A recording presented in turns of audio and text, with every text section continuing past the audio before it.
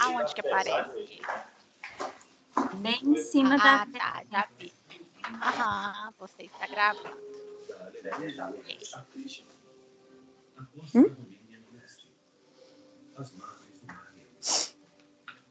Sim.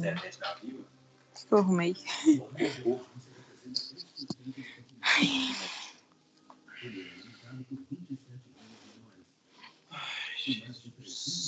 Então vamos lá, gente. Vamos começar. Boa noite para todos que estão aí nos acompanhando, né? Então, hoje, a proposta da nossa aula... Tem alguém com o microfone aberto? Eu estou escutando um rádio. Ou um telefone, não sei. Falando de João Levade. É. Melhorou.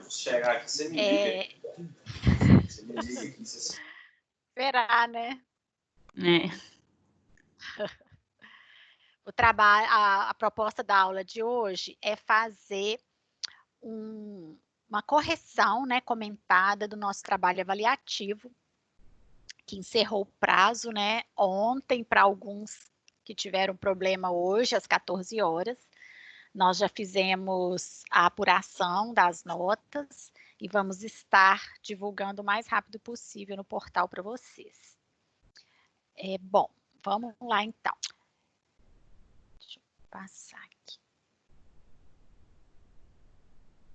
O nosso trabalho é um caso clínico com algumas perguntas. Então, eu vou ler o caso clínico para a gente poder acompanhar e relembrar os detalhes, né, dessa história desses pacientes.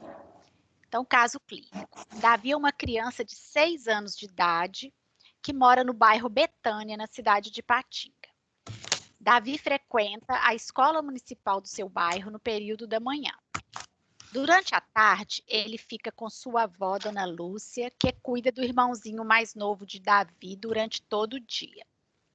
A mãe de Davi e de Pedro, seu irmão de 2 anos, trabalha durante o dia em uma unidade de saúde na cidade vizinha de Santana do Paraíso. A vovó Lúcia cuida bem das crianças, mesmo tendo que olhar a pequena mercearia na garagem de sua casa.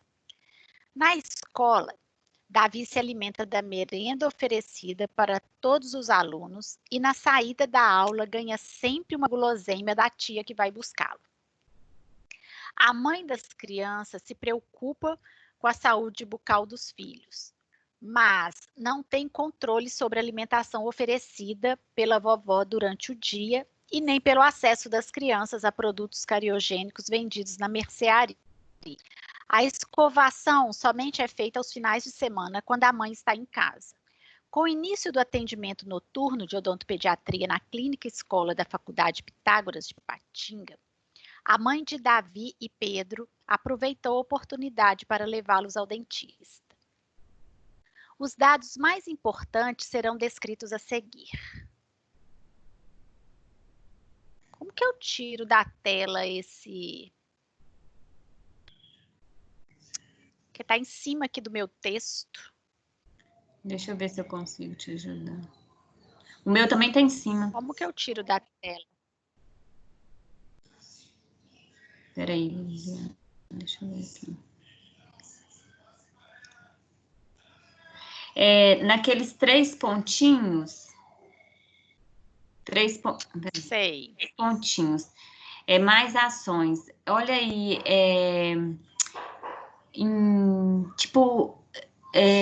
peraí, deixa eu fazer de novo aqui. 3 pontinhos. Entrar em tela inteira. Entrar em tela inteira. Tá bom. Esse dá certo. Ah, não, você quer tirar, não deu. Não deu. Quem tirou minha apresentação da tela aí? Eu não. Chama os técnicos. Vou colocar de novo.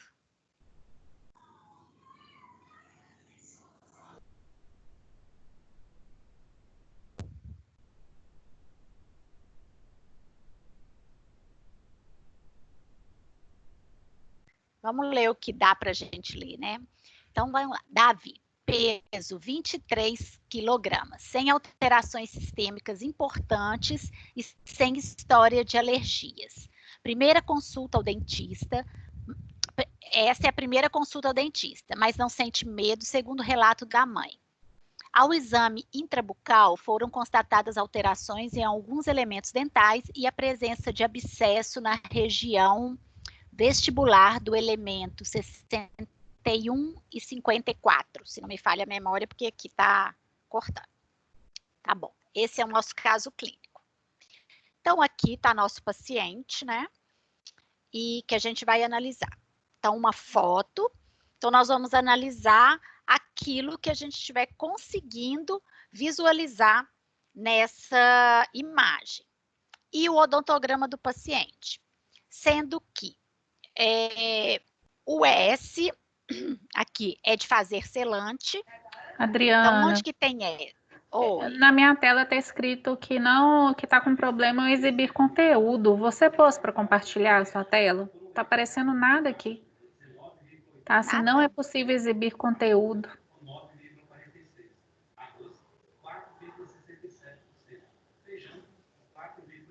Compartilha de novo a tela. Eu tinha caído aqui, o meu fechou. Aí voltei. Tinha fechado. Antes estava, Carol? Caiu. Antes estava. Agora não tá. Espera aí que eu vou ver o que está acontecendo. Ela não está vendo a minha tela. O meu aqui de aluno tá dando para ver normal. De aluno tá dando para ver? Tá, a boquinha da criancinha com mordidinha aberta. E o seu, Kênia? O seu tá dando para ver, Kênia? Tá, o meu tá dando para ver a imagem. Oi, Carol, então é só o seu. E tá Eu falando... vou entrar e sair de novo. Eu vou sair e vou entrar de novo, então. Tá? Pode continuar. Tá, joia. Então, tá bom. Então, vamos lá, pessoal. Qualquer dúvida, vocês podem abrir o microfone e me chamar, tá bom? Então, nós temos aqui essa criança, nós temos no odontograma dela, né, os dentes 16, 26, 36 e 46 para fazer selante. Então, aqui é um S de selante, tá bom? Dentes ausentes. Então, os dentes permanentes do Davi, ausentes, são todos esses que estão riscados com uma barra. Então, na realidade, o que ele tem de dente permanente? Ele tem os 2 incisivos centrais inferiores, que a gente vê na foto. Estão aqui, ó, os 2 permanentes, né, sem marcar. E tem os primeiros molares permanentes também, que a gente não percebe na fotografia, mas a gente viu aqui no odontograma que já erupcionaram e precisam fazer selante. Na dentição decídua, a gente só não vai ter presente o 71 e 81, né, que é fácil de visualizar aqui, que já trocou, e vai ter lesão de cárie. No 54, a lesão oclusal distal, e nas oclusais 65, 74, 75, 64, 84, 85. No 61, na realidade, ele tem uma fratura que foi explicada no texto depois. Tá? Então, essa é a criança que nós estamos atendendo. Vamos lá, para passar. Então, a pergunta número 1. Sabendo que Davi está na fase de dentição mista, marque qual o período transitório que ele se encontra. Foi o primeiro período transitório, período intertransitório, segundo período transitório, período de repouso, nenhuma das respostas acima. Vamos ver como que a turma saiu nessa pergunta, né? Então, aqui é uma estatística, né? das respostas da turma toda, das 3 turmas juntas que fizeram. Então, nós tivemos 94,6% de acerto dessa questão. E a resposta, né, que teve a maioria escolhida, foi primeiro período transitório. Então, vamos agora aos comentários. Então, nós temos aqui, né, a imagem dessa criança, e a resposta correta seria primeiro período transitório, que significa o quê? Presença de incisivos centrais permanentes, né, laterais e primeiros molares permanentes. Então, tendo esses dentes aqui irrompidos, a criança já está no primeiro período transitório. A Carol ensinou isso e passou na aula passada, né, de análise da oclusão. Ela já falou sobre isso, né, bem explicado. Aqui eu só estou relembrando para a gente justificar a resposta. As outras opções, que seria período intertransitório, é o mesmo que período de repouso. Tá? Então, tinha 2 opções, né? Que esse período, ele dura em média 2 a 3 anos e nada acontece clinicamente. Mas o período intertransitório é depois que nós temos os incisivos centrais, laterais e primeiros molares já permanentes, já presentes na cavidade bucal, que não é o caso dessa criança, que tem apenas os incisivos inferiores. Aqui ó, ficou faltando segundo, tá?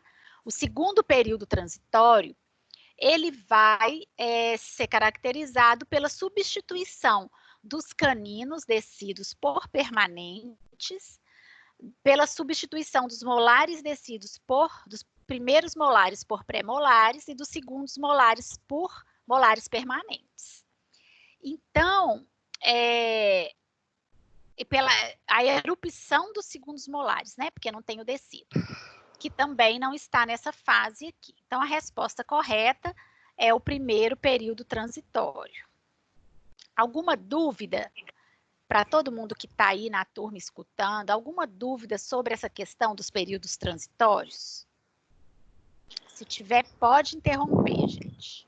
O intertransitório acontece em qual idade?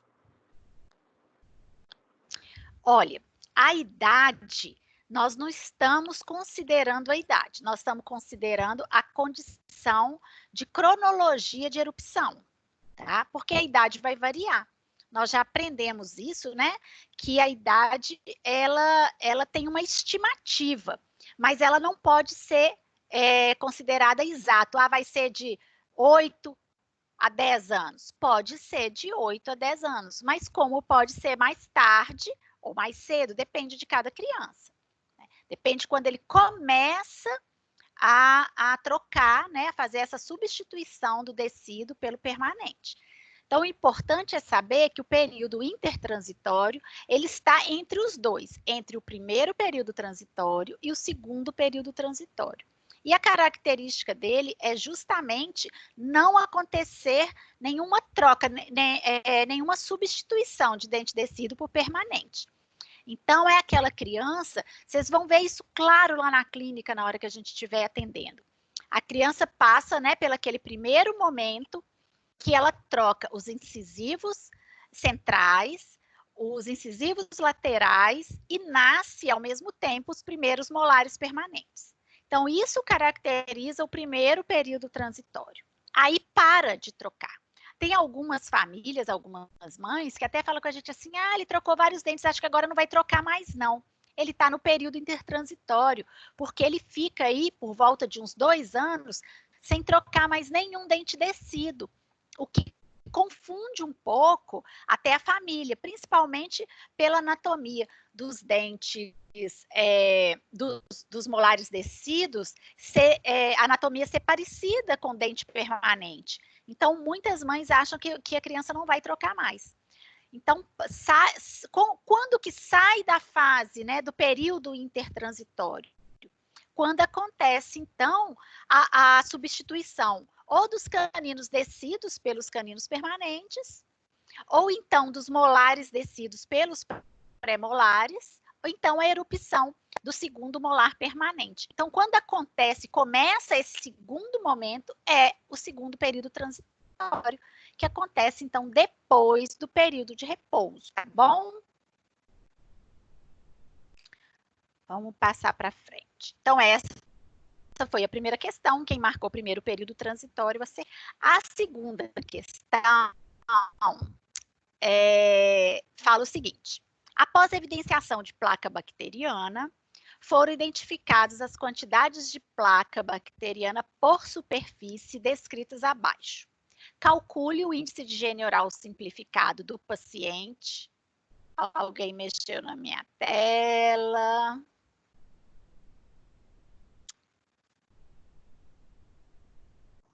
Fui eu não, tá? Gente, cuidado aí, porque esse programa permite que vocês mexam na tela, às vezes sem querer, tá? Aí cai.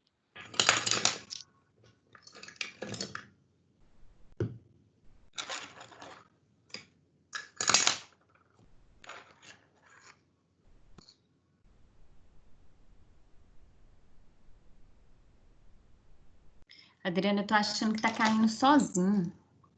Não. Será que é a internet? Nossa, eu não tá estou conseguindo conectado. ver nada mesmo. A internet está muito ruim. Estou só te escutando. Pode ser mesmo, porque não está conseguindo. Não está conseguindo fazer, logar a apresentação aqui. Tentando abrir, mas... Dias melhores virão. Com certeza. Tá tenso esse negócio. Se cair de novo, eu vou tentar mudar de lugar aqui para mais perto do roteador. Agora o meu apareceu. Apareceu? Uhum. Então vamos voltar lá. Que bom, Carol. Que aí você me ajuda aí. Vem, Kênia. Então nós paramos aqui, né? Calcule o índice de higiene oral simplificado do paciente Davi e em seguida marque a resposta correta. Então, antes da gente fazer esse cálculo, vamos ver como que foi o desempenho da turma.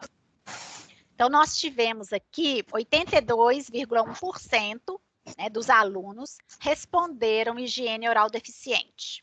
Vamos ver se eles acertaram e para aqueles que não marcaram, tirar as dúvidas aí do porquê. Então, vamos lá. Quando a gente faz, como que a gente faz o índice de higiene oral simplificado? Nós já fizemos, né, na clínica, alguns alunos já fizeram naquele primeiro dia que a gente teve atendimento. Então, nós vamos fazer a evidenciação com fucsina, com algum outro evidenciador de placa bacteriana. Nós vamos corar todos os dentes da criança, mas nós vamos examinar apenas 6 elementos se a criança tivesse 6 elementos, tá bom? Então, quais são esses elementos? O dente 11 ou 51. Então, o Davi, ele tem o dente 11? Não tem. Então, a gente vai examinar o 51. O 31 ou 71. O Davi, ele tem o dente 31? Tem. Então, é o dente 31 que será examinado. O dente 16 ou 55. Nós estamos falando de superfície vestibular, tá bom? Ele tem o 16, vai ser esse examinado, vai ser o dente 26 examinado, sempre aqui superfície vestibular desses dentes. E a superfície lingual do 36, porque ele tem o 36, do dente 46, porque ele já tem o 46. Então, essas são as superfícies a serem examinadas nessa criança. Adriana. Como que a gente vai... Oi. Surgiu na clínica a dúvida de alguns alunos, você pode até esclarecer para eles agora. A criança que tem o 55 e o 16, os dois na boca, o 16 está erupcionando, o 55 está lá. Que é o caso do Davi. Exato, eles querem saber mais como escolher qual dos dois para inserir nessa conta. Normalmente, a gente considera o dente que estiver com mais placa. E pensando nisso, a maioria é o dente permanente, porque o fato dele ser mais posterior tem uma higiene, a higiene é mais difícil, né? A limpeza dele é mais difícil. Então, normalmente, quando o paciente tem, é igual o Davi, o 16 e o 55, né? Os primeiros molares permanentes e os segundos molares descidos, a gente examina no permanente, que ele vai ter mais placa, tá bom? Senão a gente reduz a condição, né, desse paciente, a gente melhora a condição, sendo que não é o que a gente está presenciando, tá bom? Tá. Outra coisa, se ele não tiver, vamos supor que ele perdeu, que foi uma dúvida também que surgiu na clínica, ele as palavras, eu já estou na terceira aula, as palavras já estão fugindo. Mas eu acho que Ele a perdeu dúvida já. era assim, eu acho que a dúvida dos alunos foram assim, porque o primeiro molar permanente, ele estava em erupção ainda, em relação aos 55. Então, eles ficaram na dúvida se pelo molar está erupcionando ainda, se ele se optaria ou não por escolher ele. Carol, eu acho que nesse caso, né, a gente tem que ter bom senso. Por quê? Se o dente, vamos supor, tem uma ponta de cúspide, que é comum, né, no permanente, só irrompida, você não vai considerar, porque não tem nem como ver a superfície vestibular desse dente. Exatamente. Aí você vai considerar o segundo molar descido. Mas agora, eu estou levantando a questão para um fez... esclarecimento geral, né? Sim. Se o primeiro molar permanente já fez a erupção, ele pode até não ter entrado ainda na linha de oclusão totalmente, mas ele já tem grande parte da parede vestibular, né, já erupcionada, aí a gente pode considerar, tá? Porque o que interessa é a gente saber o nível de higiene que esse paciente tem, né? Então, eu estava falando antes, foi uma dúvida também que surgiu, quando a criança não tem um desses dentes, desses 6 dentes que a gente examina a superfície. E o mais comum de acontecer é não ter os incisivos, né? Então, vamos supor que ele não tenha o 71, porque já perdeu, né? Já esfoliou, e o 31 ainda não nasceu. Como que a gente vai fazer? Então, existem duas possibilidades. Ou a gente examina, no caso, o 72, né, que vai estar presente no arco, ou a gente, ao fazer o cálculo, a gente exclui, em vez de dividir por 6 elementos, a gente divide por 5. Então, tem umas duas maneiras de fazer. Eu vou continuar com o raciocínio, depois, se ainda tiver dúvida, a gente volta nessa explicação. Então, aqui, eu tenho no outro slide como que a gente faz, os critérios de diagnóstico e códigos usados no índice de higiene oral simplificado. Então, quando eu não tenho nenhuma placa bacteriana visível após, né, o uso do evidenciador, 0. Se a gente tem até 1/3 da superfície recoberta, né, por placa, é 1. Se tem 2/3 da superfície recoberto por placa, é 2. Se tem mais de 2/3, é 3. Então, essa é a classificação que a gente vai usar. Então, vamos voltar lá no Davi. O que aconteceu aqui? Ele tem no dente 51, 2. No dente 31, 2. No 16, 3. No 26, 3. No 36, 3. No 46, 3. Então, nós vamos somar esses valores. Tá aqui, ó. Como que é feito o cálculo? Adriana, superfícies. Oi. Tá no slide, não tá no slide da placa, não, do índice de placa, não. Tá no gráfico. É esse mesmo? Tá no slide de acerto. Erros e acertos. Eu já voltei. Parece que não tá... A internet está fraca, não tá... O daí não tá acompanhando, né? Eu não tô vendo mais nada. Deixa eu voltar aqui, só para ver se ele obedece. Foi agora? Foi. Para mim foi. Então tá. Para os alunos, Então como... aqui, ó, nós vamos ter. Tá no slide da. Gente, algum aluno abre. Do quê? Eu não consegui entender. Tá no slide da questão 2. Ah, tá. Então tá certo. Pra mim não aparece nada. Então tá bom. Tá no gráfico de A acertos internet da tá turma. mal hoje. Aqui tá no erros e acertos ainda. Pra mim tá Peraí tudo que eu vou preto. trocar de lugar. Não sei se é a minha transmissão ou é de vocês. Deixa eu desconectar meu cabo aqui. Eu vou trocar de lugar Pra para mim ver tá- se. Para melhora. mim, tá aparecendo a opção de da gente pular os slides sozinho. Pra mim tá tudo preto. Ah, vocês conseguem mudar? Eu consigo. Eu não sei se muda aí para vocês. Quer ver, ó? Mudei para o de placa. Muda aí Mudou? para mim. Não muda não. Mudou? Não. Não? Não. Então Para é só poder pra gente... conseguir, Verdade. você tem que assumir o controle. Aqui para mim eu também consigo mudar. É. Aí tá assim, para Então, o apresentador vamos tentar. e assumir o controle. Aí a gente... Não, eu não apertei nada disso, só vou para a setinha para frente ou para trás. Tô no slide 8, que é o do gráfico. Eu vou tentar. Deixa eu mudar de lugar aqui. Às vezes os alunos conseguem ir mudando, só sei falar. A gente consegue É. mudar. É, Tá, eu vou Mas falar falar para vocês qual qual slide. que é. e a gente vai mudando aqui. Mas tem Tá alguém que tá assumindo o controle. Eu acho que é por isso que tá saindo. Quem será que está assumindo o controle? Eu vou ter que. Só um minutinho, gente. Só um minuto. Peraí, deixa eu ver aqui. Ô, Raquel, Oi.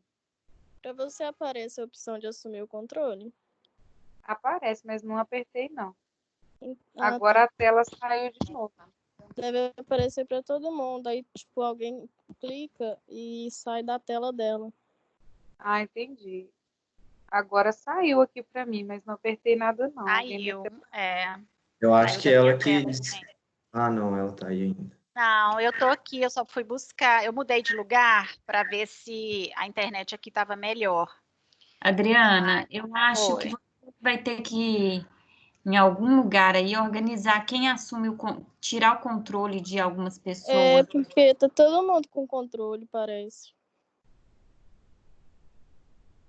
Deixa eu ver aqui. Tá aparecendo a opção para todo Você mundo de tem assumir o que- controle. Tem políticas de reuniões. Lá tem você desabilitar essa opção pra gente. Quem está conversando comigo?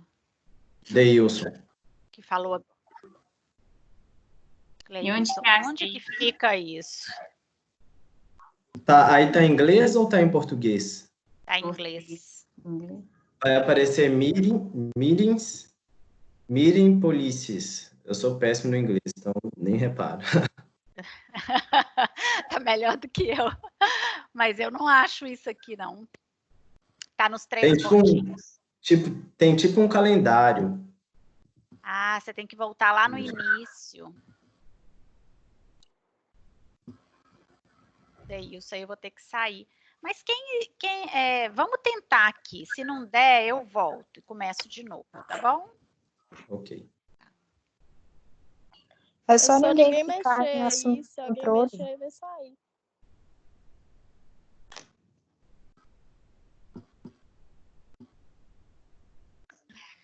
Só um minuto. Tá caindo a internet. Só um minutinho, pessoal. Ô, Mari, tem uma abelha aqui.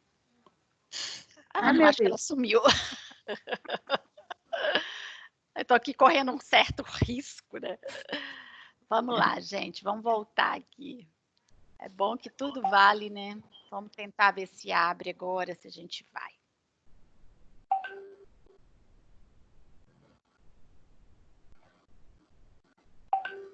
A internet não tá boa, né? Tá Desde dando para ontem. ver você mudando.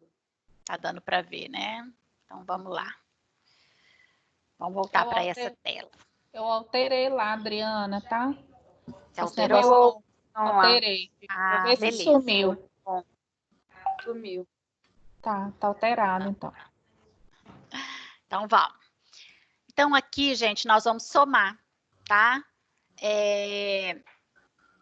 Nós vamos somar esses números, né, de placa que a gente achou e dividir por 6. Por quê? São 6 dentes, 6 superfícies que nós avaliamos. Então, aqui somando, né, esses números deu 16, dividido por 6, 2,6. Então, esse total estaria onde? Estaria entre 2,1 a 3. Então, é deficiente a higiene bucal desse paciente. Então, parabéns, quase todo mundo acertou. Então, o cálculo é esse. Esse índice, ele é feito dessa maneira porque ele é simplificado. Então, mesmo que a gente queira, lá na clínica, nós vamos fazer o índice de higiene oral para ter uma noção como que está esse índice do paciente e também para uma questão educativa. Mas vamos evidenciar todos os dentes, porque depois de fazer o índice de higiene oral, nós vamos fazer a profilaxia, tá? Então, a gente não faz a evidenciação só dos dentes que nós vamos conferir, a não ser um caso ou outro específico. Vamos supor, não vai dar tempo de eu fazer toda a profilaxia, mas eu vou fazer o índice hoje para poder completar, né, o prontuário. Então, tá bom, porque o paciente também ele não vai sair com dente cor-de-rosa, né? Então, essas coisas têm que ser avaliadas, mas nós não fazemos na clínica de odontopediatria, nem de adolescente, né, até os adolescentes, a gente não faz profilaxia sem fazer evidenciação de placa, de todos os dentes, de todas as superfícies, tá bom? Vamos lá, algum comentário, Kênia, Carol, alguma dúvida, alunos? Adriana, a tela tá preta. Não sei se dos alunos não está exibindo mais o conteúdo. A minha tá tudo ok. Normal. Normal. Tá Aqui tá oscilando aí, normal. né? Então, vamos para a questão 3. Segundo o relato da mãe, Davi caiu há 1 ano atrás e fraturou a incisal do dente 61. O dente apresentou mobilidade durante alguns dias e depois firmou. A criança não queixou sensibilidade com frio ou dor forte após o trauma. Como relatado anteriormente, foi constatada a presença de fístula na região vestibular deste dente. Qual a conduta clínica para este caso? Controle clínico e radiográfico. Vamos passar o nosso resultado que a gente já lê lá. 16% respondeu essa opção. Tratamento endodôntico com pasta de Guedes, 37%. Pulpotomia, 7%. Tratamento endodôntico com hidróxido de cálcio, 21%. Exodontia, 17%.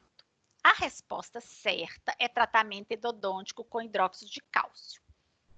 Então, nós vamos fazer os comentários e as explicações a respeito. Vamos lá. Primeira coisa. Tratamento endodôntico de dente descido é um tema, né? É um assunto complexo e extenso.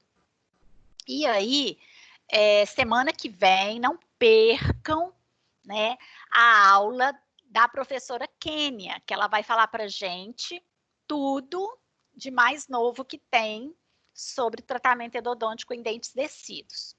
E hoje eu vou fazer alguns comentários para poder justificar justificar a nossa resposta, tá bom? Qualquer dúvida, vocês podem me chamar. Então, vamos lá, vamos pensar. Então, aqui nós temos o caso do Davi. Não é o Davi, né, gente? É um caso de fístula aqui só de exemplo, né? No dente 61. Então, aqui a gente tem essa fístula, ela pode ser maior, ter um edema maior, ou ela pode estar até menorzinha, parecendo assim a pontinha de uma espinha também. São características normais em dente descido, tá? Como que isso pode acontecer? eu vou exemplificar para vocês num desenho esquemático de um molar. O que nós temos de tratamento endodôntico? Primeiro, para a gente seguir um raciocínio. Tá? Então, aqui é a progressão da terapia pulpar. Então, quando a gente tem uma lesão de cárie, aqui nós vamos ter o esmalte, a dentina e a polpa. Nós podemos fazer uma terapia pulpar indireta, que é chamado de capeamento indireto. Como que a gente faz isso? A gente faz colocando um material que vai evitar, né, que tenha acúmulo ali de alimentos, de placa, na cavidade. Pode ser um ionômero de vidro ou pode ser um IRM, que é o óxido de zinco eugenol modificado. Então, você colocou um curativo ou você fez um ART, né, com ionômero de vidro, você está promovendo a recuperação dessa dentina aqui atingida pela cárie, pela doença cárie. Então, é uma terapia pulpar indireta. Agora, quando acontece a exposição, no caso do capeamento pulpar direto, acontece a exposição da polpa, seja ela por cárie ou por acidente, às vezes um preparo cavitário, acidentalmente, às vezes um preparo classe 2, né, que a gente abre uma caixa proximal, você pode ter uma exposição da polpa, principalmente no tecido, que o corno pulpar, né, ele é bem proeminente, principalmente o mesial, é muito comum acontecer isso. Aí nós teremos um capeamento pulpar direto. No caso do dente descido, isso só é feito em casos muito esporádicos, mas a gente vai ver isso na aula, tá? Mas no dente permanente, nós podemos fazer e devemos fazer o capeamento pulpar direto.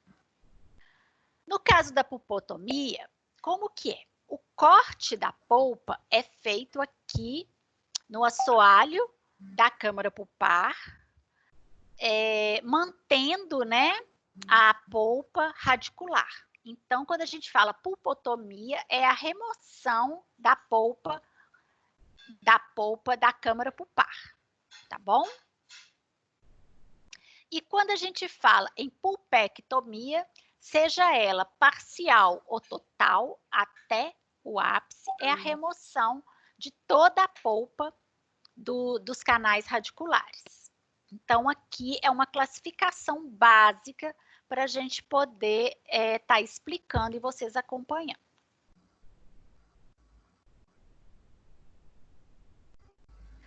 Aqui é um filminho muito rápido, é um dente permanente, mas dá para a gente ver um pouco de como que é feito a pulpotomia e, principalmente, eu gostaria que vocês prestassem atenção nessas camadas aqui que são feitas na hora de fazer a obturação, né, da pulpotomia e do dente, que para frente, na hora de explicar as outras questões, nós vamos precisar disso aqui.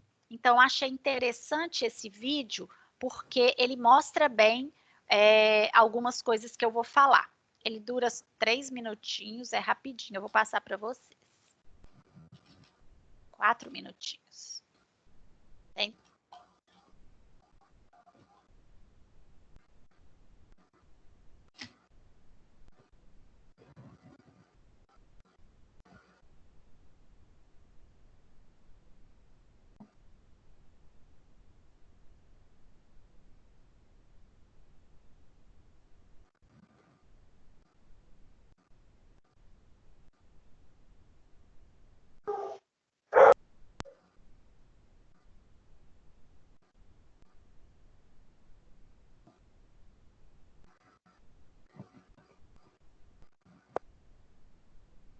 A abertura do dente, né, com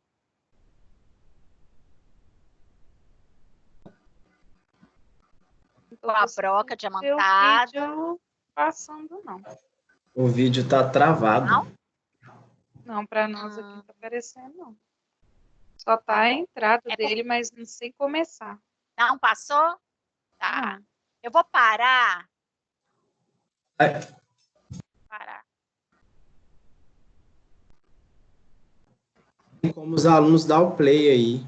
Quem tiver com a tela aberta, minimiza ela e tem como a gente dar o play.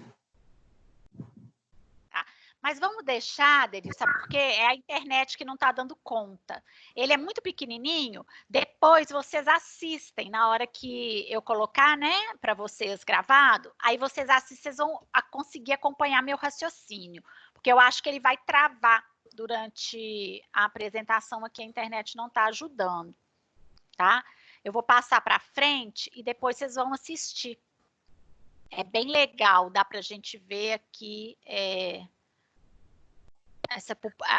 a colocação, né, do material. Mas eu vou passar, depois vocês assistem. Só para a gente não ficar agarrado nesse slide. Então, aqui, lá no na nossa pergunta, vamos voltar nela, para a gente lembrar. Então, qual a conduta clínica? Vamos pensar. Então, eu tenho um dente anterior com fístula. O que significa ter uma fístula vestibular, né, nessa situação após um trauma? Então, você tem um histórico de trauma, um dente com uma fratura pequena, não tem alteração de cor nesse dente, mas aparece uma fístula sem nenhuma sintomatologia. Nós sabemos, gente, que a fístula é uma reação do organismo para liberar, né, para expulsar toda uma secreção purulenta proveniente de uma infecção que está acontecendo no periápice. Então, o próprio organismo, ele constrói um caminho, né, para essa secreção ela ser expelida, tá bom? Pode ter um edema junto ou não. Tem uns que na hora que a mãe vê ou que a criança chega, tem só a fístula mesmo, aquela fístula sequinha, sem muito edema. Outros já apresentam um edema maior. Então, as situações variam. Mas o fato é que, tendo fístula, significa que nós temos necrose, tá? Que tem um processo infeccioso. Se tem um processo infeccioso, nós temos que fazer o tratamento endodôntico completo, a pulpectomia. Por quê? Existe necrose até na polpa radicular. Então, se a gente escolhe fazer só o controle clínico e radiográfico, nós vamos estar escolhendo manter aquela infecção ali naquele dente. Não é correto.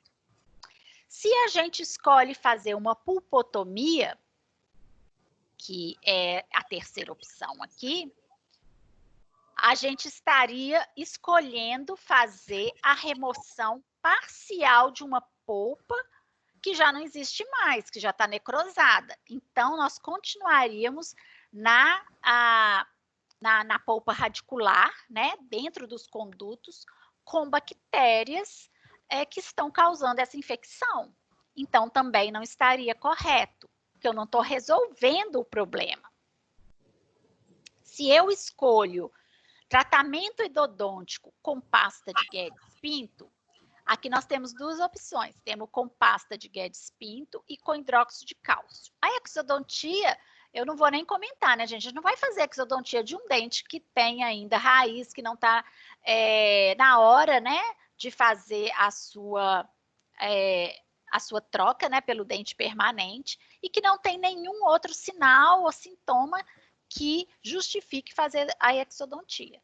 Nós precisamos entender o porquê do tratamento com pasta de Guedes-Pinto e porquê do tratamento endodôntico com hidróxido de cálcio. Nós vamos estudar mais para frente todos os materiais. Mas aqui a gente consegue ver, eu coloquei aqui para vocês um exemplo, né, porque é um dente anterior, uniradicular.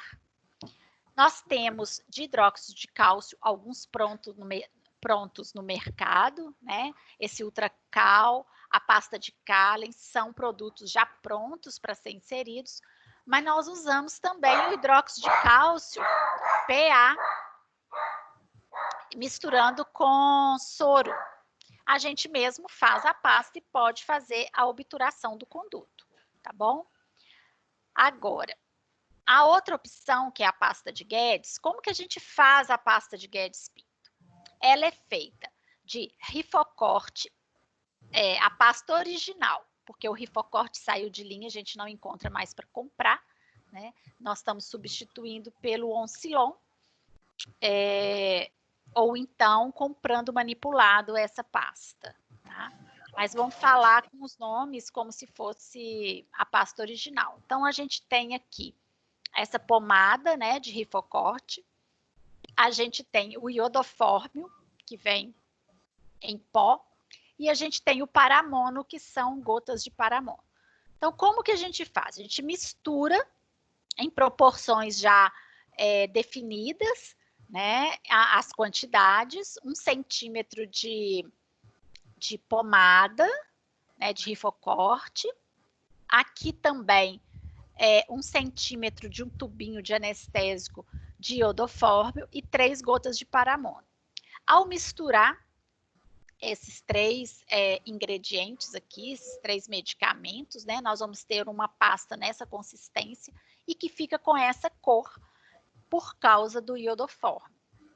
E aí, o que acontece se a gente fizer a obturação do conduto de um dente anterior com essa pasta? Nós vamos ter uma coloração da dentina e, consequentemente, o dente não vai ficar bonito, né, gente? O dente vai ficar muito amarelo, porque o esmalte vai deixar passar essa coloração amarela que tem dentro do canal radicular. Muitas vezes, quando tem alguns casos que não melhora com nada, que a gente tenta outras coisas, você pode até fazer colocar um pouco de óxido de zinco aqui, para tentar clarear um pouco a pasta de Guedes, mas mesmo assim ainda amarela um pouco o dente. Então, a não indicação dessa pasta para fazer essa obturação do conduto não é por causa da ação medicamentosa dela, por causa da coloração que ela vai produzir no dente, tá bom? Então, quando é a mesma situação no dente posterior, a nossa opção é pela pasta de Guedes. Uma das opções é pela pasta de Guedes. Mas, por ser dente anterior, a nossa opção vai ser uma pasta de hidróxido de cálcio para não colorir, né, o dente anterior. Tá ok? Carol, Kênia, vocês querem complementar alguma coisa? Turma, tem alguma dúvida? Tá ótimo.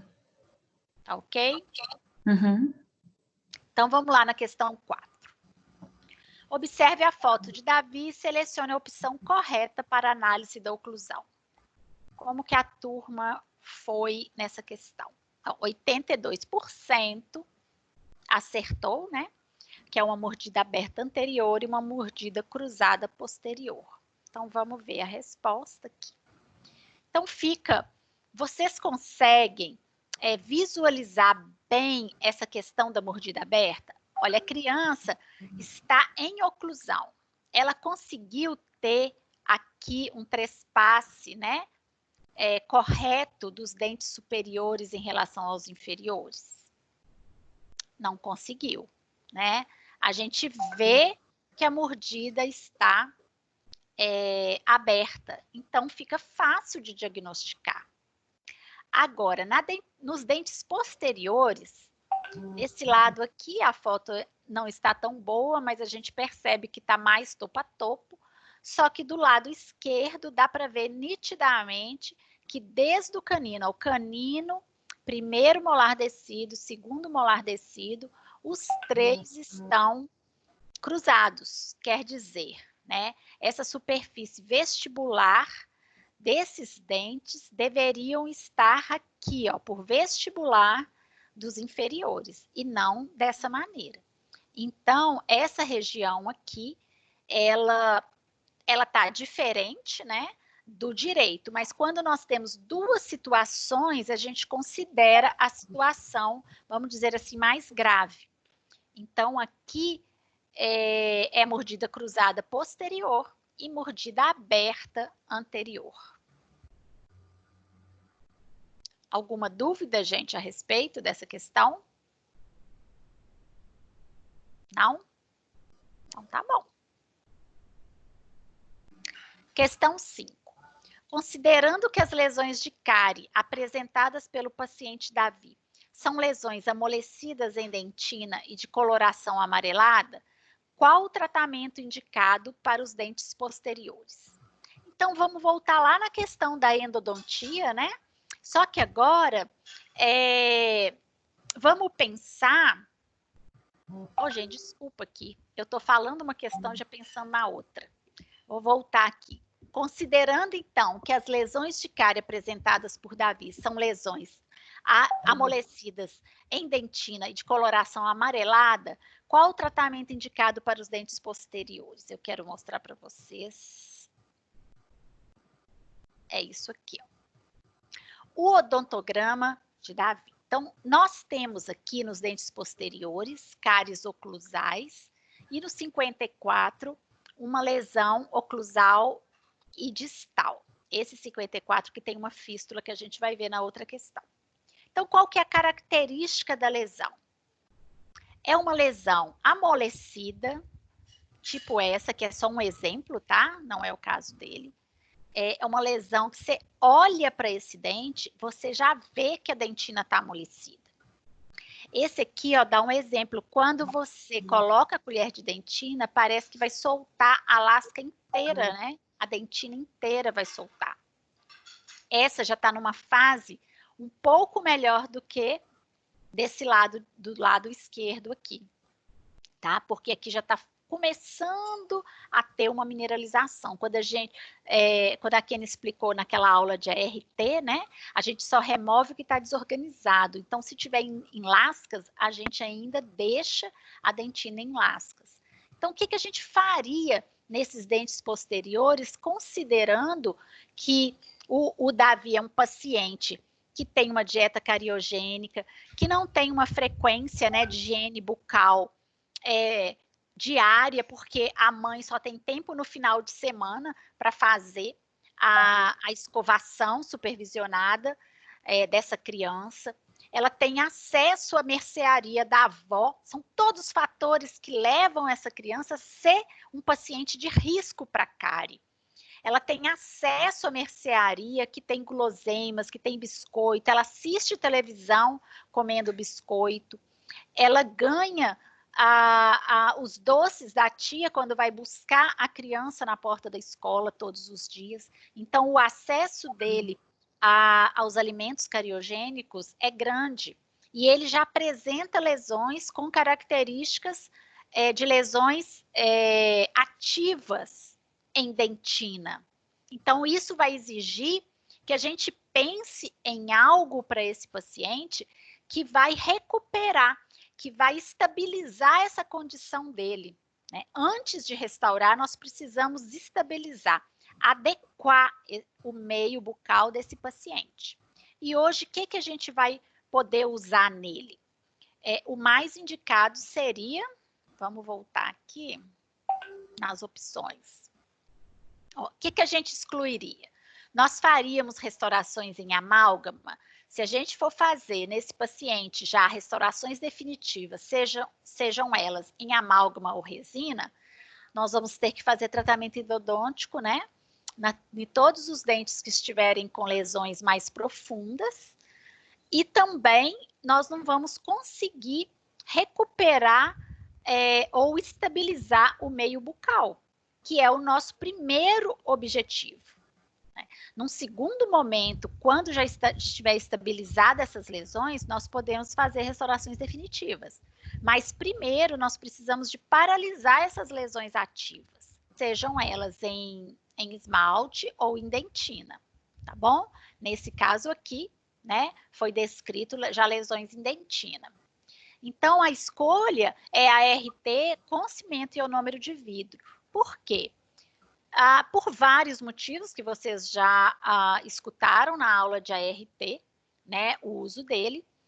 Questão de condicionamento do paciente, pela remoção hoje, né, a mínima intervenção, a remoção parcial desse tecido desmineralizado e o uso do cimento ionômero de vidro, que além de ser o material indicado para o ART, ele vai estar liberando flúor no meio bucal, que vai ajudar a neutralizar, né, todo o processo de cárie que o paciente está passando, e também a questão da adesão desse ionômero, né, o vedamento que ele vai promover nas margens da lesão de cárie, para que não aconteça uma progressão dessa lesão. Nós poderíamos fazer também ART com óxido de zincogenol? Bom, fazer seja uma ART ou seja uma adequação com óxido de zincogenol, ela pode, e muitas vezes a gente usa, ela pode dar resultado se você pensar em estar vedando, né, as cavidades, e aí você ganha tempo com esse paciente, que vai mudar de hábito de higiene, de hábito alimentar, e você vai conseguir melhorar um pouco, adequar um pouco o meio.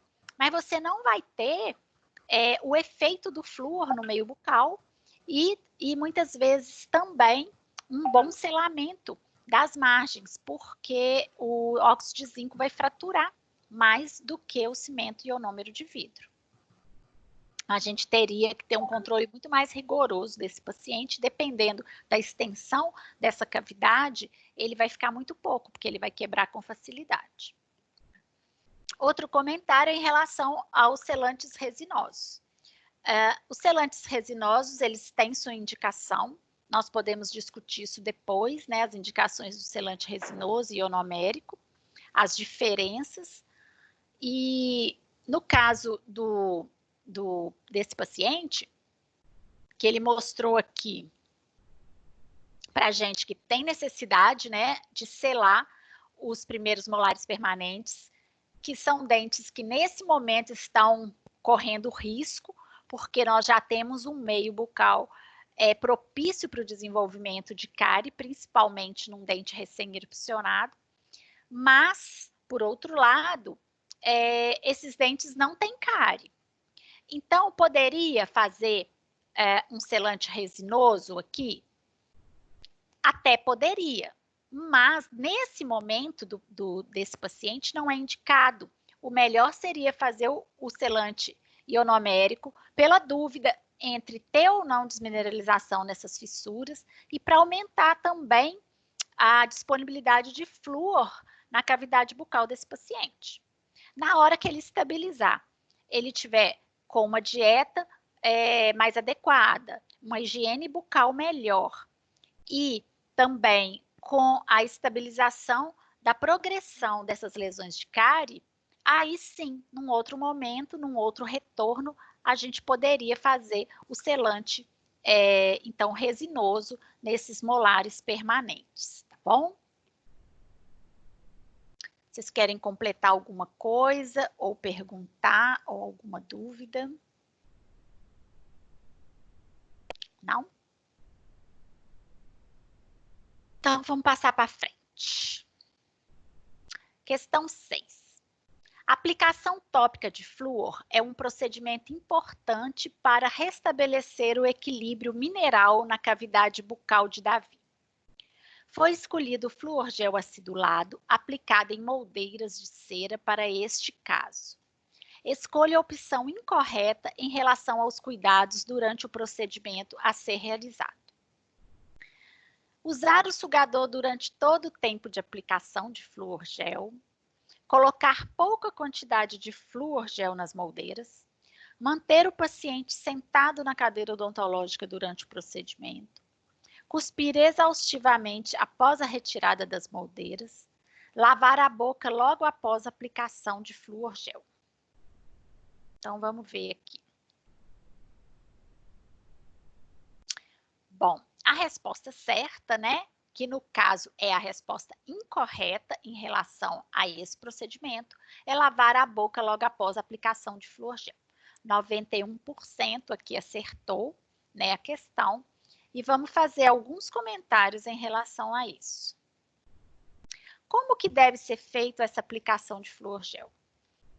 Nós pedimos no material de vocês, né, para vocês comprarem moldeira para aplicação de flúor. Elas podem ser de cera, ou tem umas que é de um material parecendo um isopor, que são moldeiras duplas, né? A superior é unida na inferior. Pode ser também. Eu prefiro a moldeira de cera, ela vem em duas cores, vem azul e amarela. A amarela é um pouquinho menor do que a azul, na caixinha, né? Vem metade de uma, metade de outra.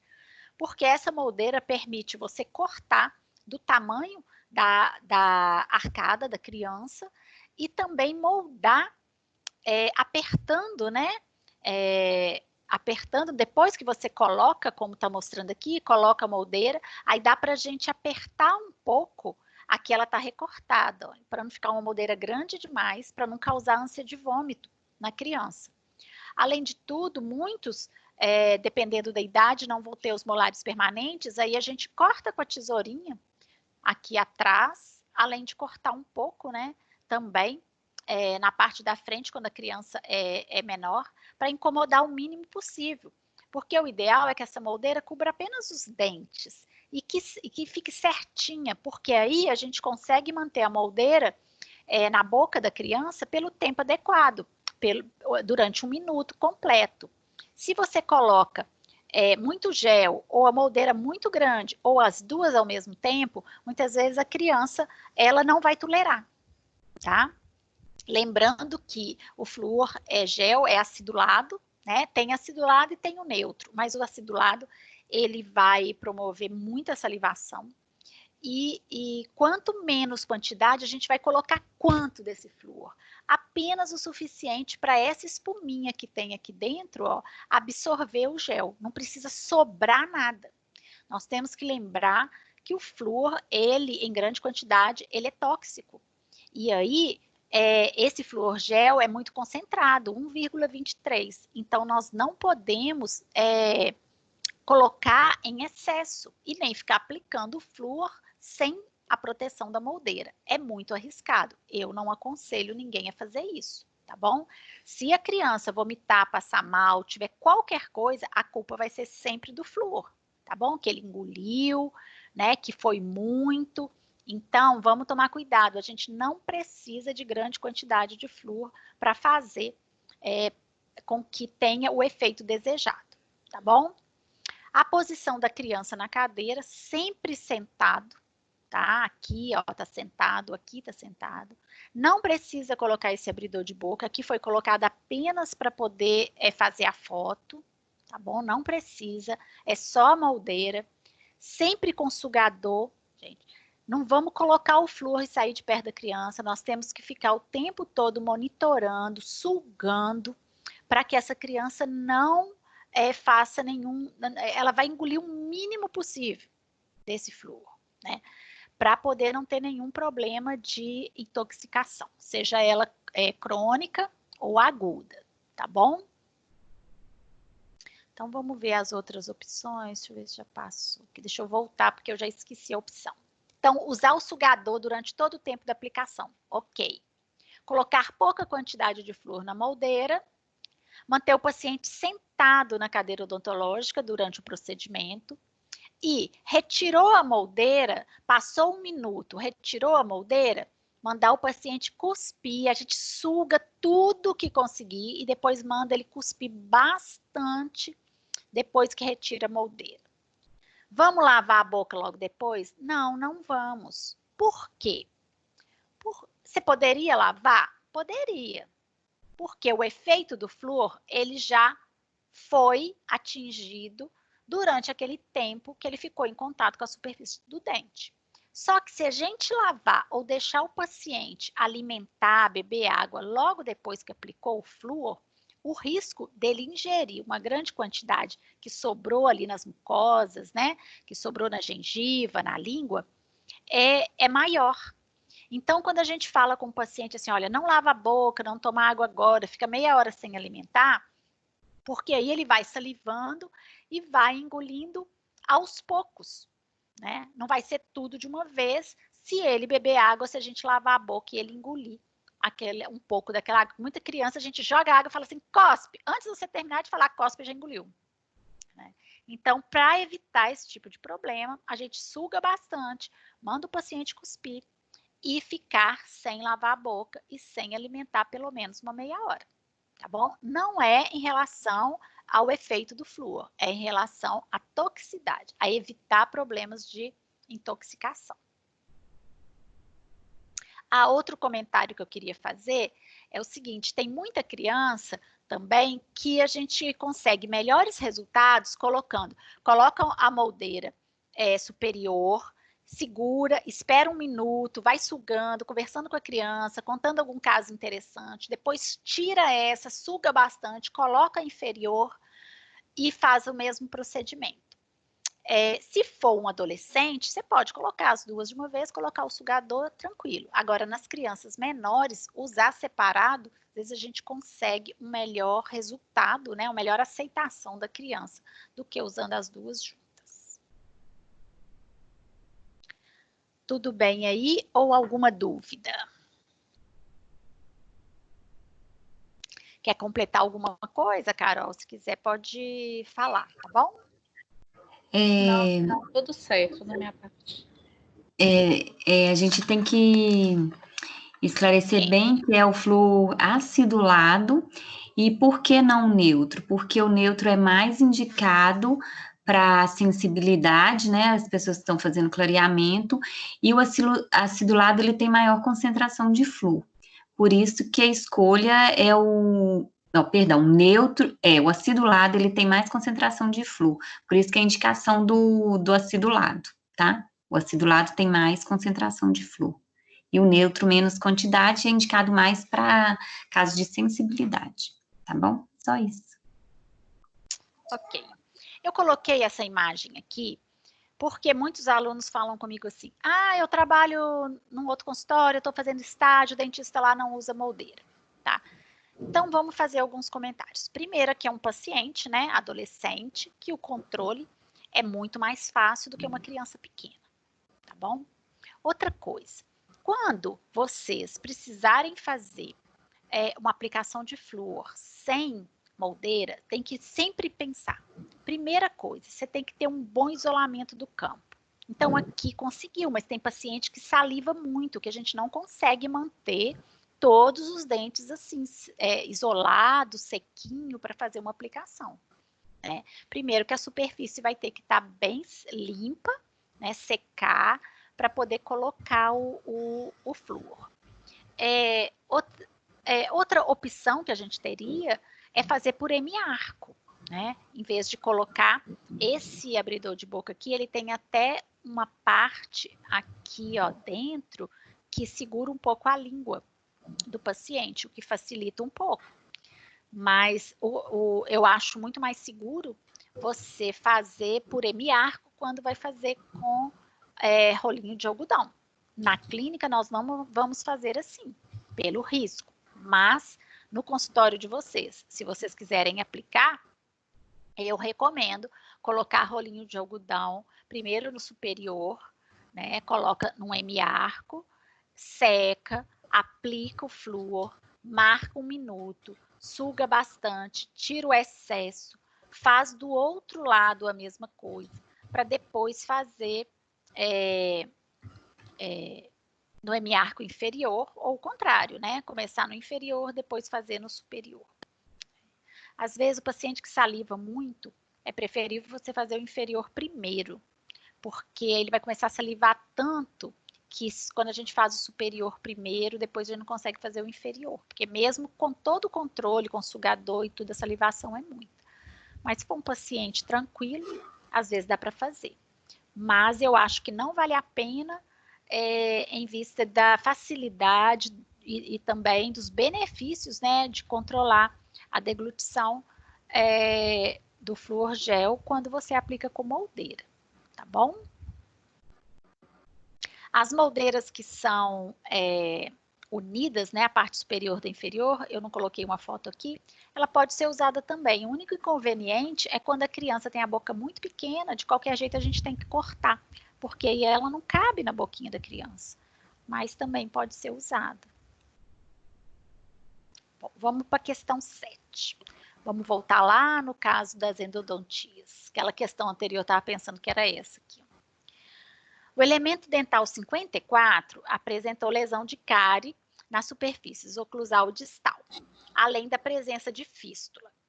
Qual o tratamento endodôntico indicado para esse caso? Então, a gente já falou um pouco, né, sobre essa questão do tratamento endodôntico. Se nós temos uma fístula, como eu já expliquei, significa que a gente tem necrose, que a gente tem infecção naquele dente. Se tem infecção, nós vamos fazer pulpectomia. Então, já aí, ó, visualizou, viu que é fístula? Já é fístula, edema, mobilidade. A gente tem que sempre pensar nesses sinais antes de definir o que a gente vai fazer. Fez a radiografia, encontrou lesão na região interradicular, né? Então, são sinais que vão conduzir até o diagnóstico de necrose, seja parcial ou total, e então de um tratamento pulpar mais radical, que é a pulpectomia. Então, aqui, se a gente já sabe que tem fístula, tem necrose, tem processo infeccioso. Então, a gente vai fazer pulpotomia? Não vai. E a pulpotomia, nós precisamos que tenha vitalidade da polpa na polpa radicular, da polpa radicular. E a gente não vai ter, né? A gente faria pulpectomia, obturação dos condutos com cone de gutta-percha. Eu coloquei uma tensão aqui, porque essa questão já foi uma questão de provas em períodos anteriores, e muitos alunos erraram nenhum. Assim, às vezes a gente dava em 2 provas no mesmo período e eles continuavam errando. E eu vou explicar um pouquinho desse cone de gutta-percha aqui para vocês na foto. Quando a gente fala em gutta-percha, nós temos cone de gutta-percha e bastão de gutta-percha. Eu devia ter colocado a foto do bastão aqui. São coisas diferentes. O cone de gutta-percha, ele vem assim, ó. Ele vem por série, igual às limas endodônticas, tá? Aqui é a primeira série e tem os de segunda série que são mais grossos. Ele é usado para fazer obturação de conduto radicular em dente permanente, gente. Então, aqui eu coloquei uma imagem radiográfica, né, de uma obturação de um conduto com cone de gutta-percha. É muito diferente das obturações de conduto de descido, que são essas 2 imagens, seja dente anterior ou posterior descido. Aqui a gente tem um germe, ó, de um permanente lindo se formando, que nós fazemos com pasta, não é com cone de gutta-percha. O cone, ele não é reabsorvido pelo organismo. E nós temos aqui o dente permanente que precisa, no processo de formação dele, ele vai formando, né, o dente permanente, reabsorvendo a raiz do descido, e aí nós precisamos que as pastas que nós vamos usar para obturar os condutos sejam reabsorvíveis também. Então, nós não podemos usar cone de gutta-percha, e sim pasta reabsorvível. Vamos voltar lá na pergunta. Então, nós vamos fazer pulpectomia? Vamos, mas nós vamos obturar o conduto com cone de gutta-percha? Nunca. No caso de dente descido, que é o caso desse dente 54, nós não vamos fazer isso, tá bom? Nós vamos fazer capeamento direto? Não, nós temos necrose, como é que a gente vai fazer um capeamento direto? Capeamento direto é só em dente vital, e mesmo assim, praticamente em dente permanente. Dificilmente a gente vai ter um capeamento direto em dente descido. Nós vamos ver isso na aula, tá? Explicando por quê. O capeamento indireto com IRM, nós temos necrose, cárie, poderia, se não tivesse envolvimento pulpar, a gente poderia fazer sim, né? Um capeamento indireto com IRM. Ele não ia durar muito por ser uma classe 2, mas seria seria um curativo, né? E poderia ser usado. Mas no caso, se nós já temos aqui fístula, nós não podemos fazer capeamento indireto. E aí a gente pode fazer uma necropupectomia e obturação dos condutos com pasta de Guedes? Sim, essa é a resposta correta.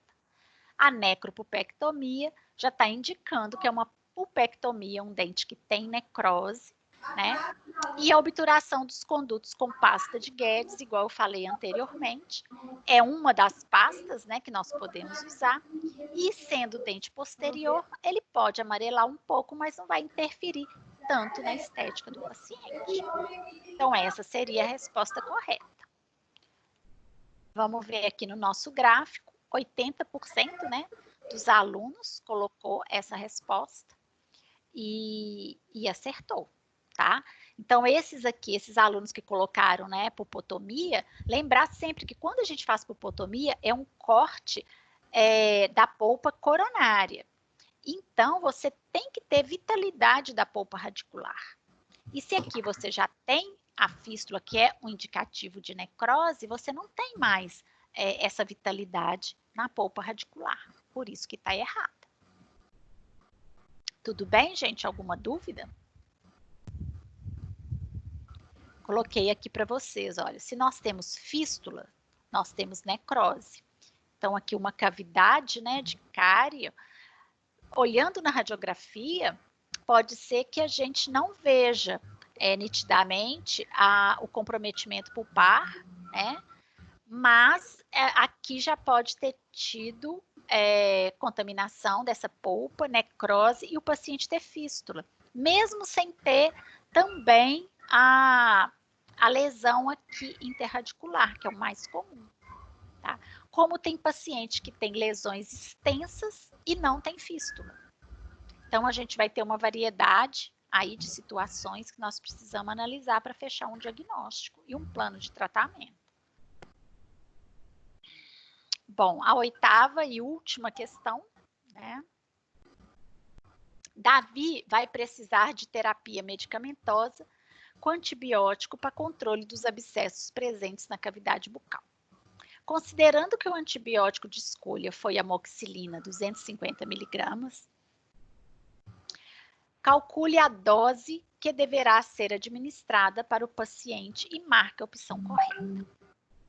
Então, sempre que a gente falar de terapêutica, a primeira coisa que a gente tem que pensar é quanto essa criança pesa. No nosso caso clínico, né, ele já nos deu esse peso. Na clínica de pediatria e de adolescente, a primeira coisa que a gente vai fazer é pesar o paciente. Nós temos uma balança lá no almoxarifado, né? Porque muitos pacientes não sabem, ou a mãe não sabe quanto que esse paciente pesa. E aí, na hora de fazer uma prescrição, nós não conseguimos fazer. Então, tá lá, né, na nossa ficha, o peso dessa criança, num local até bem visível. Então, é muito importante. Quando a criança volta para o retorno também, passou 6 meses, passou 1 ano, pesar de novo, porque pode modificar muito, tanto para mais quanto para menos. Tá bom? Como que a gente vai fazer esse cálculo? Eu vou tentar explicar aqui para vocês. Fiquei toda satisfeita aqui com o número de acertos, né, 80%, que é uma questão bem complexa, a questão de medicamento, né? Quando tem que fazer os cálculos, mas o índice de acerto foi bem bom. Se vocês tiverem dúvida, a gente pode fazer aí até um reforço, né, nessa parte de terapêutica com vocês. Então, vamos lá, vamos pensar. O peso do paciente, 23 quilos. Né? Qual o medicamento que foi indicado? Amoxicilina, 250 miligramas a cada 5 ml. Tá? Qual é a posologia, né, desse medicamento? Então, nós temos de 30 a 50 gramas pode ser usado. Tá? Então, em média, a gente usa é 50 miligramas por quilo por dia, dividido em 3 doses de 8 em 8 horas. Então, essa aqui é a posologia mais indicada, né, da amoxicilina. Existem outras? Existem, mas essa é a mais usada, tá? Então, como que a gente vai fazer essa conta? Como que eu vou chegar à quantidade de ml que esse paciente vai tomar? Então, nós temos que pensar que a gente não pode multiplicar ou somar miligrama com quilo, nem com ml. Aqui nós temos que fazer as transformações, tá bom? Então, aqui nós temos 50 miligramas. O que que fala, né, na nossa bula? 50 miligramas por quilo por dia. Então, para cada 50 miligramas, 1 quilo. Quantas miligramas eu vou precisar para uma criança que pesa 23 quilos? Então, nós vamos usar a regra de 3. Nós vamos multiplicar 50 por 23 quilos. Vai dar 1.150. Só que isso aqui é por dia, né? Lembra lá da nossa indicação? 50 miligramas por quilo por dia. Então, aqui é por dia. Eu vou dar uma dose só toda de uma vez? Não vou. É fracionado em 3 doses, cada um de 8 em 8 horas. Então, eu vou dividir por 3. E aí, eu vou chegar a 383,3 miligramas por dose. Então, agora, eu achei quantas miligramas tem em cada dose que esse paciente vai tomar. Tá bom, só que ele toma miligrama? Não, ele vai tomar ml, é suspensão, né? É suspensão, é criança, ele não engole comprimido. Ele vai tomar suspensão. Então, nós precisamos de novo de transformar miligrama para ml. Então, lá na bula, a bula me diz que a cada 250 miligramas, eu tenho 5 ml. Aliás, em cada 5 ml, eu tenho 250 miligramas. Então, eu vou colocar aqui 250 miligramas em 5 ml. Só que nós chegamos no cálculo de 383 miligramas, que é o que o paciente precisa. Quantos ml ele vai tomar? De novo, a multiplicação em x, né? A regra de 3 a gente multiplica assim, ó, em x. 383 vezes 5 ml dividido por 250 miligramas. Aí nós vamos chegar a 7,6 ml. Então, a gente multiplica 383 por 5, que vai dar 1.915, e vai dividir por 250 miligramas, que aí nós vamos chegar a quantos ml essa criança vai tomar, que é 7,6. Então, sempre que a gente tiver medicamento em ml, nós vamos ter que fazer as contas. Tem jeito não, nós temos que aprender a fazer as contas, fazer os cálculos. Por quê?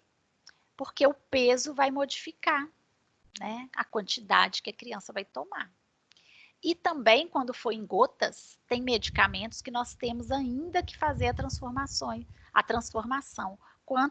Quantas gotas para 1 ml, para saber quanto que a criança vai tomar.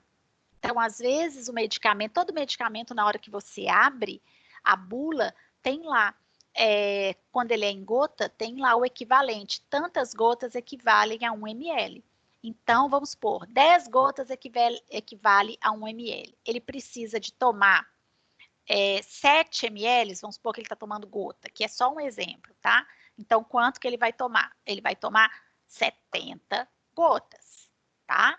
Então, esse raciocínio, essa transformação, nós que estamos atendendo o paciente infantil, nós precisamos treinar isso. E se vocês tiverem dificuldade, pode nos falar, né? Que aí a gente faz um tanto de exercício, uma folha de exercício de prescrição com transformação, porque isso é treino, gente, até vocês ficarem seguros de como que faz. Porque, não, eu faço no celular. Nem sempre a informação que está ali é a informação correta, né? E às vezes é muito grave o erro que a gente vai cometer, tá bom? Principalmente quando as crianças são mais novas e pesam menos. A gente tem que ter segurança e um rigor muito grande do tanto que vai prescrever para essa criança, tá? Seja antibiótico, seja anti-inflamatório, seja analgésico, o que for, tá bom? Eu sei que é um pouco complicado de explicar assim falando, né? Mas na hora que a gente voltar para a clínica, a gente para um pouquinho, vai na sala, faz no quadro, eu acho mais fácil da gente poder explicar. Se alguém não tiver conseguido seguir o raciocínio, eu tentei fazer o raciocínio aqui escrito, tá? Então, a resposta certa aqui é 7,6 ml, né? Quase todo mundo aqui acertou, tá bom? Então, foi o que nós preparamos, né, para a aula de hoje, foi esses comentários em relação ao nosso trabalho avaliativo, que vale pela nossa parcial do primeiro bimestre, tá? E aí, qualquer dúvida que vocês tiverem, nós estamos abertos aqui para esclarecer, tá bom? Débora, quer falar alguma coisa? Não? Ninguém tem dúvida?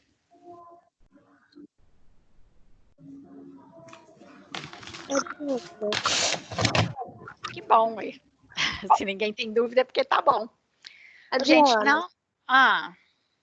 Eu queria saber se o paciente, ele não pode ter mordida de um lado topo a topo e do outro cruzada, não? Sim, pode. Nessa eu fiquei com dúvida, porque eu achei até que era uma pegadinha, porque de um lado eu tava vendo que ele tinha realmente, estava muito nítido a mordida cruzada. Só que do outro eu fiquei na dúvida porque parecia que estava topo a topo. Aí eu achei que era uma pegadinha, até nessa eu coloquei normalmente a gente não é muito de fazer pegadinha, não, sabe? Mas assim, eu entendo. A gente sempre pensa isso. Mas na realidade, é muito comum. Você vai ver situações diferentes de um lado para o outro, tá? E ele do lado direito, está topo a topo. E do lado esquerdo, cruzado. Mas é igual eu citei, na hora que eu expliquei. Quando a gente tem duas situações, a gente considera a situação mais grave, a pior, tá bom? Então, eu coloquei de propósito para a gente poder explicar isso, porque sempre que você for fazer esse diagnóstico, ou você relata, se puder, a situação dos dois lados, ou se tiver que relatar um lado só, você coloca o que tiver pior, tá bom? Beleza, obrigada. De nada. Gente, não sai não, para a gente só... eu queria ver se tem alguns alunos aqui. Carol, você tem sua listinha aí na mão? Tenho, eu vou compartilhar ela aqui, só um momento. Tá, são alguns alunos, gente, que nós ficamos em dúvida em relação ao trabalho avaliativo, tá? Como foi o primeiro que a gente fez pelo formulário aí para vocês, o formulário do Google, ele nos dá o resultado pelo e-mail, tá? E alguns alunos não colocaram o e-mail que usaram, ou alguns colocaram o e-mail e eu não consegui identificar de qual aluno que é. Então, mandei essa dúvida para vocês, né, pelo áudio, no WhatsApp, mas ainda não consegui fechar. Tem alguns alunos aqui que estão com pendência. E aí, se tiver aí presente, né, na sala, pode nos falar. Tá aparecendo aí, Adriana, a lista?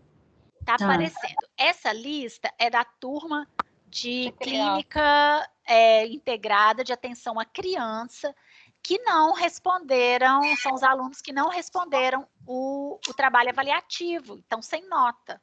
Tem algum presente desses alunos? Não? Tá, porque esses alunos, eu acho que eles estão fazendo só a disciplina de criança. Sim. Aí eles não responderam, a gente não conseguiu contato com eles. Eu estou lembrando do Marcos William e da Flaviana. Sim. Agora, tem os outros alunos que tem alguns e-mails aqui que eu não consegui saber de quem que é. O Marcos está aí nos escutando. Esse Marcos é outro. O Marcos Vinícius. O Marcos, não é você, Marcos Vinícius Freitas? Fala com a gente aí. Ele está muito... Deixa eu ativar ele aqui. Eu não consigo ativar ele para ele falar. Deixa eu ver se tem mais alguém aqui que está na nossa listinha. Tainá. Tainá Delfim Rodrigues. Tainá também está aqui. Conseguindo falar. A Tainá não está conseguindo falar, mas ela fez o trabalho e colocou, diz ela que colocou o mesmo e-mail. Mas não veio o e-mail dela, não está na lista. A resposta dela não aparece. Qual e-mail que ela usou? Ela precisa conversar, me ligar ou mandar mensagem para mim. Pede ela para fazer um print do e-mail e enviar? Sim, porque não aparece na lista para gente, para poder lançar. Eu não divulguei as notas ainda por causa dessas pendências. Deixa eu ver quem mais que está aí. Vitor Hugo. Vitor Hugo, a mesma coisa. O Vitor Hugo também não aparece a resposta dele. Vitor Hugo, seu e-mail é esse? TOR. Boa noite, PX? É esse mesmo. Vitor Hugo PX. Tá bom, então já te achei, tá vendo? Espera aí que eu vou colocar. Ai, Nina, você cai aí. Minha cachorra que pulou em cima da mesa. Então, aqui, Vitor Hugo. Quase que ela caiu aí.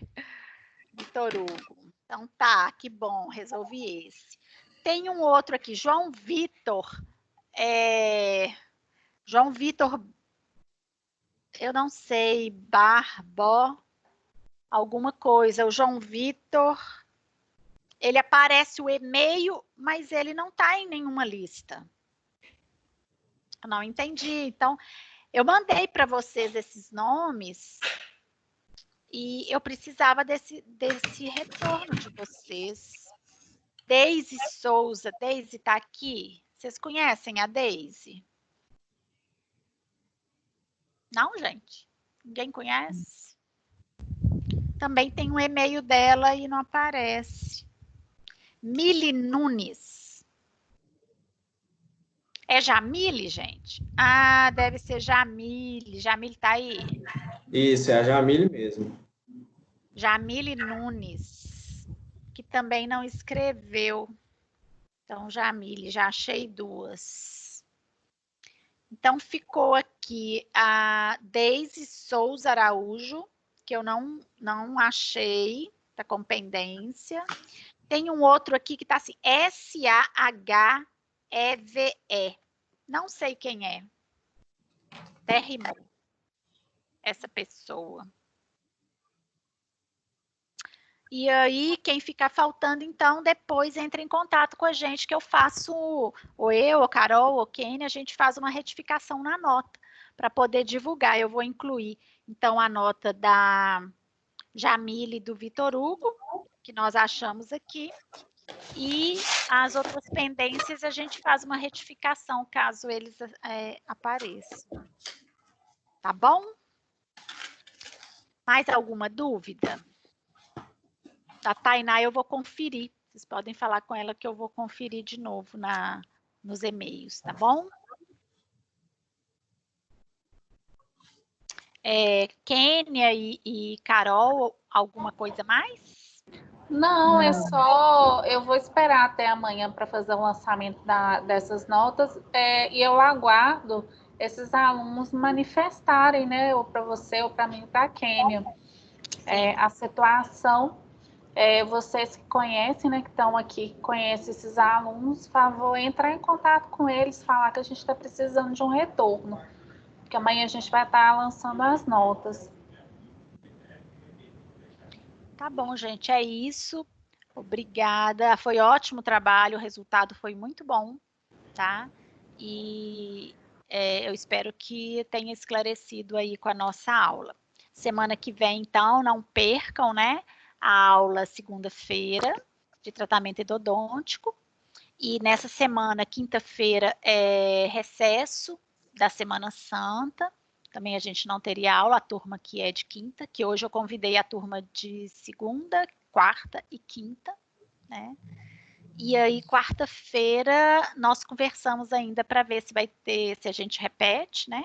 Essa aula, se ainda vai ter alguém que não assistiu, ou se vamos tirar dúvidas, tá bom? A gente vê depois, tá? Eu vou enviar o link da aula de segunda, e aí eu vou enviar um capítulo também, que seria bom vocês né, ler o capítulo antes da aula, que aí eu acho que vocês vão aproveitar bastante a aula, tá? Já vindo com um embasamento teórico.